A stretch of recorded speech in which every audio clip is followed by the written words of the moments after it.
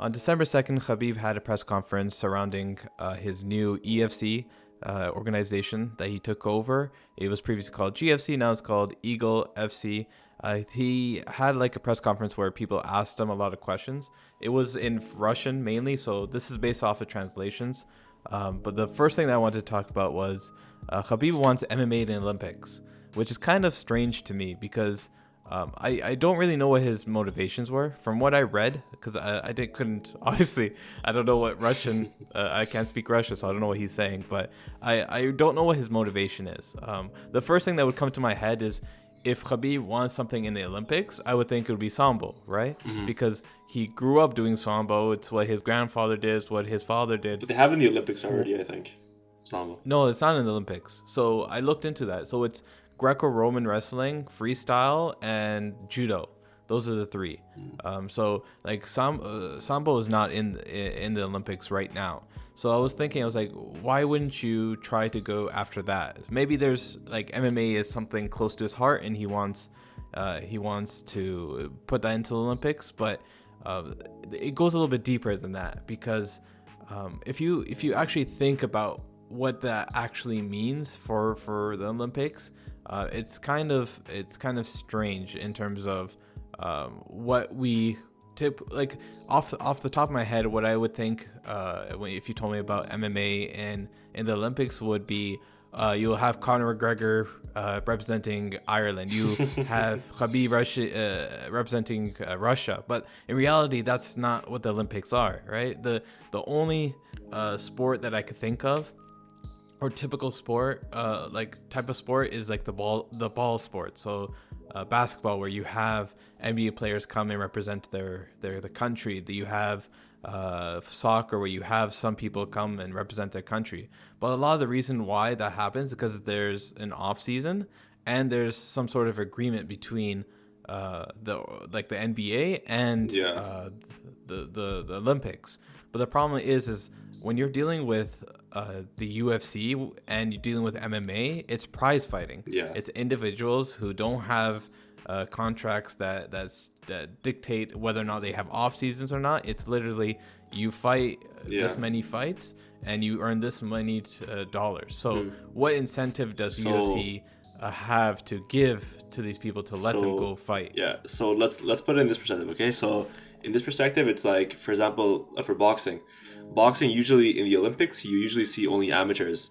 There's like there's a reason why, right? There's a big reason why. But also, I think his whole thing probably would be that if he does have MMA in the Olympics, it would most likely be amateur fighters, and it wouldn't be your pro fighters, because as you said, right, there's no off season. That's why usually for all these combat sports is usually amateurs, because well, like, at least when you're at the pro stage, I guess you're being paid more, right? Because I think even if you win like a gold medal at the Olympics, I think it's 15,000 if you live in Canada or something. So it's like it's not very high, right? Sponsorships that go along with that too, right? Then afterwards you build the name and stuff like that. So I could see it from that perspective. Yeah. So like the boxing system, it would be amateur fighters who come in and try to represent the country. The other aspect that comes in is that MMA is so much more brutal than boxing, right? So if you have a MMA in the Olympics, you completely change the dynamic in terms of how these fighters fight. If you have very short rounds like boxing has, you have I don't know what happens. What if the game goes towards very, very quick fighting, right? Or you have matches that turn into grappling matches, where it's just wrestling because people don't want to take damage because they know they have to fight again in a week. Well, also for MMA too, like you don't find too many amateur MMA fighters. They're usually you'll find them like in Muay Thai or something like that, but you don't find too many amateur MMA fighters. So you're starting to see that. You're starting to see MMA fighters fighting in amateur leagues. But the transition is different from boxing. It's sometimes it's a lot faster, sometimes it's a lot slower. So it's completely different than boxing. I understand that if you put MMA into the Olympics, there's a lot of stuff that you have to figure out. So you have to go and figure out the logistics, how many times people fight per week. But the other thing that comes into play, which is pretty big, is in the U.S., in the regardless of the myths. So the U.S., you're not allowed to fight in MMA until the age of 18 in some states and some regulations. So what happens is now you're forcing the U.S. to change their stance. Because if you look at countries, say, just use Russia as an example, you can find videos of like little children fighting in MMA contests, which I get is well, how is that different from kids fighting in boxing, or how is that different than judo, right?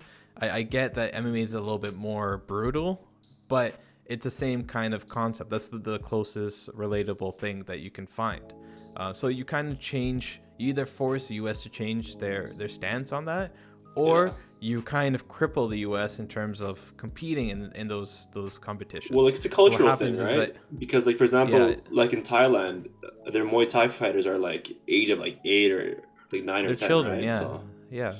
So like you either put U.S. at a very, very like handicapped position, or you force them to change it.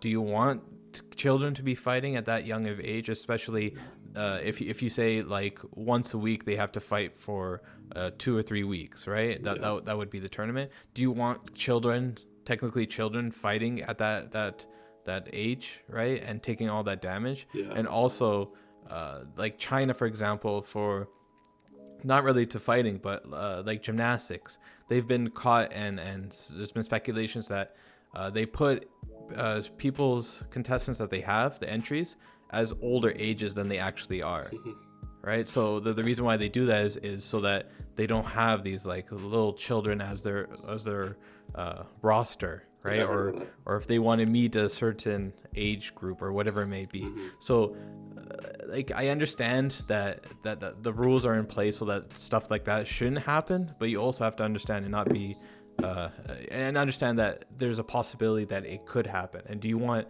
16-year-olds and 15-year-olds fighting in like in MMA?